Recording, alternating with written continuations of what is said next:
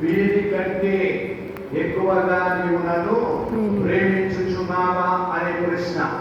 దేవుడు మనకు కలుగజేసిన వాటిని, ఒక గృహం, దీవెన, ఒక సంపాద్యం, ఒక భూమి, ఒక ఉద్యోగం, పేరు, ప్రఖ్యాతి, ఇవన్నీ మనము దినదినము కలిగి ఉంటున్నాం, సమాజంలో పొందుకున్నాం, లేక పొందుచున్నాం, సాగుచున్నాం.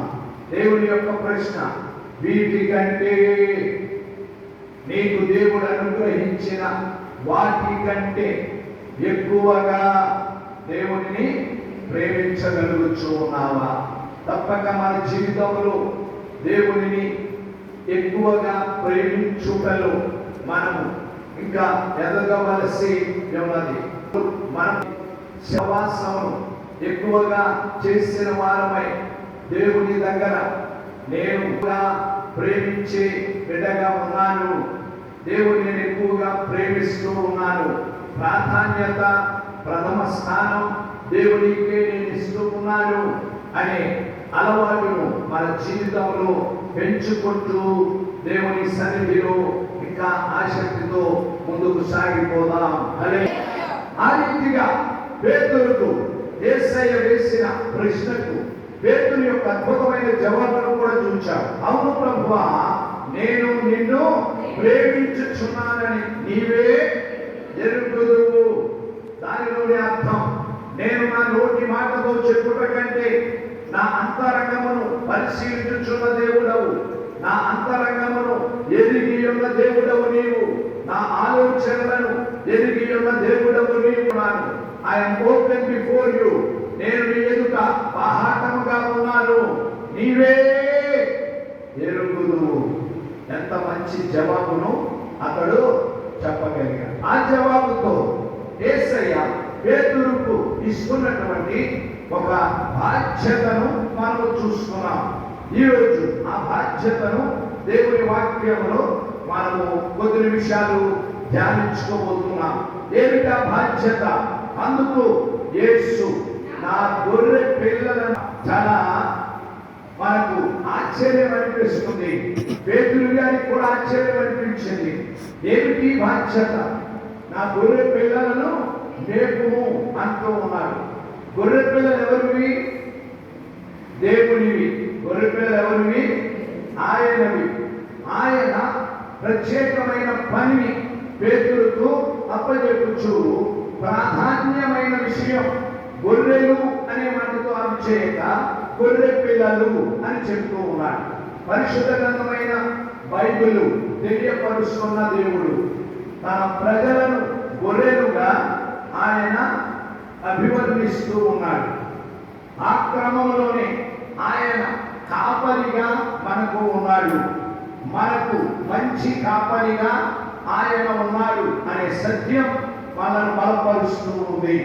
ఇప్పుడు ప్రపంచంలో కొన్ని చోట్ల క్రైస్తవులను గొర్రెలు అని అంటూ ఉంటారు అని కొంతమంది అంటూ ఉన్నా మనమే బాధపడగల. నిజానికి మనం అందరం ఎవరిని కీర్తన చెప్తుంది, ఆయన మేపు గొర్రెలము, ఆయన మేపుచున్న గొర్రెలము. ఆయన మనకు కాపరిగా ఉన్నాడు, ప్రధాన కాపరిగా ఉన్నాడు, ఆయన మంచి కాపరిగా మనకు ఉన్నాడు. ఈ యొక్క బాధ్యత, పేతురుకు అప్పచెప్పుతున్న బాధ్యతలో ఈరోజు కొన్ని ప్రత్యేకమైన విషయాలు మనము నేర్చుకోబోతూ ఉన్నాం. ఆ బాధ్యతను ఎలా చెప్తున్నాడంటే, నా గొర్రె పిల్లలను మేపుము.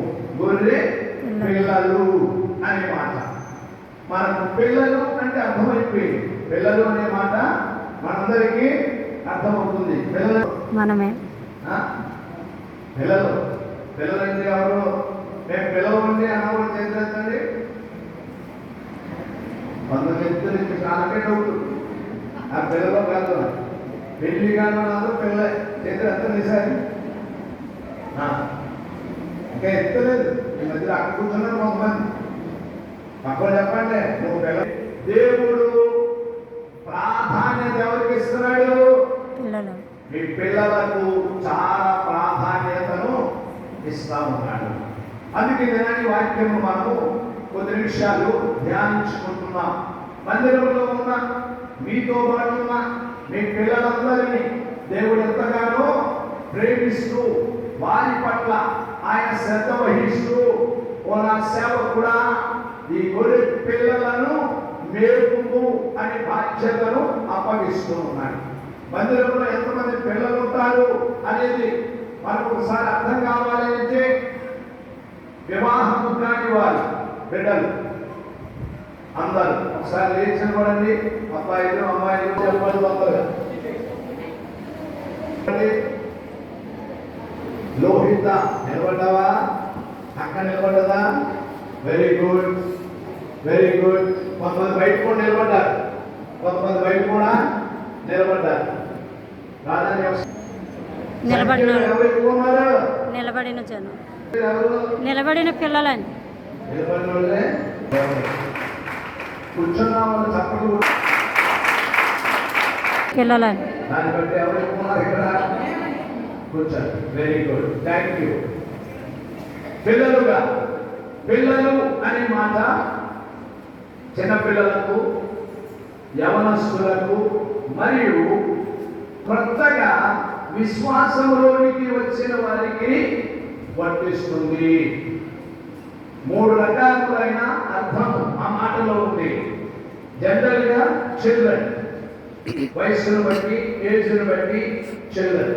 రెండవది యూత్, యవనస్తులు, వివాహము కాని వారిగా యవన దశలో ఉన్నవారు. మూడవది ప్రభువునందు విశ్వాసములోనికి వచ్చిన క్రొత్తవారు. అలాగే కొంతమంది మన మధ్యలో మనం చూస్తున్నాం. వయస్సును బట్టి పెద్దవారైనా విశ్వాసంలోనికి మేము ఇప్పుడిప్పుడే వస్తున్నామండి, విశ్వాసంలో మేము ప్రారంభించాం అని చెప్పేవారు తప్పక కొంతమంది ఉన్నారు. వారిని బట్టి మనం ఇప్పుడు సంతోషిస్తాం. ఎప్పుడు దేవుని సన్నిధికి ఎవరు రావాలని దేవుడు కోరుతూ ఉన్నాడు? క్రొత్తవారు దేవుని సన్నిధికి రావాలని. వయస్సు అనే తారతమ్యం లేకుండా యెహోవాలో వారి స్థాయి ఏదైనాను ఆ స్థాయి తారతమ్యం లేకుండా రావాలి అని దేవుడు కోరుచూ ఉన్నారు. కాబట్టి గొర్రె పిల్లలను మేపుము అని చెప్పుటలో మీరందరూ కూడా ఉన్నారు. దేవుని యొక్క ప్రత్యేకమైన అభిలాష నా మందిరములో కనబడుచున్న ఈ చిన్న బిడ్డలు, యవన బిడ్డలు తప్పక ఆధ్యాత్మికముగా ఎదగవలసి ఉన్నది. వారిని తప్పక మీరు పట్టించుకోవలసి ఉన్నది. వారి పట్ల ప్రత్యేకమైన శ్రద్ధను సంఘం కనపరచవలసి ఉన్నది అని దేవుడు, సజీవుడైన దేవుడు పేతురు కప్పజెప్పుచున్న 3 ప్రత్యేక బాధ్యతలలో ఇది ప్రథమ బాధ్యత. పిల్లలారా అని దేవుని వాక్యం సంబోధిస్తూ 34వ కీర్తనలో 11వ వచనం ఈనాడు, పిల్లలారా మీరు వచ్చి, అద్భుతమైన మాట, పిల్లలారా మీరు వచ్చి నా మాట వినుడి, యెహోవా యందలి భయభక్తులు మీకు నేర్పెదను. పిల్లలను మేపుటలో ఇది ఒక ప్రత్యేకమైన భాగం. మేపుటలో నేర్పించుట అనేది చాలా ప్రధానమైన భాగం. సాధారణంగా పిల్లలందరూ నేర్చుకుంటూనే ఉంటారు కదా. సోమవారం నుంచి శనివారం వరకు వాళ్ళు సెక్యులర్ స్కూల్కి వెళ్ళి, సెక్యులర్ కాలేజీకి వెళ్ళి వాళ్ళు నేర్చుకుంటున్నారు. యెహోవా యందలి భయభక్తులు నేర్చుకోవడానికి ఏ స్కూల్ ఉంది వాళ్ళకి? Sunday school. ఏ స్కూల్ ఉంది? సండే స్కూల్ ఉంది. ఏ స్కూల్ ఉందండి? సండే స్కూల్ ఉంది. ఇప్పుడు ఎంతమందికి అర్థమవుతుంది? సండే స్కూల్ అని ఎందుకు పెట్టారు దేవుడు? మీరు లోకపు రీతిగా మీ విద్యలో 6 సబ్జెక్టులో, 7 సబ్జెక్టులో లేక 5 సబ్జెక్టులో చాలా ఆసక్తిగా నేర్చుకొని ఇక్కడ ఎదుగుతూ ఉంటే, ఆధ్యాత్మికంగా ఎదుగుటకై క్రైస్తవ సంఘం చిన్న బిడ్డలు, యవన బిడ్డలు బలపరచుటకై సండే స్కూలును ప్రారంభించారు. అయితే ఈ సండే స్కూల్ చాలా మందికి అర్థం కాక అది మాట్లాడులే, మాకెందుకులే అని అనుకోవద్దు. మీ పిల్లలు ఆధ్యాత్మికముగా ఒక బలమైన పునాదిని వారిలో వేయడానికి దేవుడు సిద్ధపరిచినదే సండే స్కూల్. అందుకనే అమ్మగారు అప్పుడప్పుడు చెప్తా ఉంటారు, మరి సండే స్కూల్ మీ పిల్లల్ని పంపించండి అని చెప్తా ఉంటే మీరు చాలా మంది పైకి జవాబు చెప్పరు కానీ లోపలనుకుంటారు ఇంకేం పని ఏమి లేదు అని అనుకుంటుంటారు. దేవుని వాక్యం మొదటి బాధ్యత మీ పిల్లలను మేపండి అని వాక్యం చెప్తూ ఉంది. ఈ పిల్లలను దేవుడు ఏ పిల్లలతో పోలుస్తా ఉన్నాడు? గొర్రె పిల్లలతో పోల్చుచు ఉన్నాడు. ఆయన మందలు గొర్రె పిల్లలు ఎదుగుచు అవి పెద్దవవుతాయి, అవి ప్రయోజనకరం అవుతాయి, దీవించబడతాయి, మందకు ఆశీర్వాదకరంగా ఉంటాయి.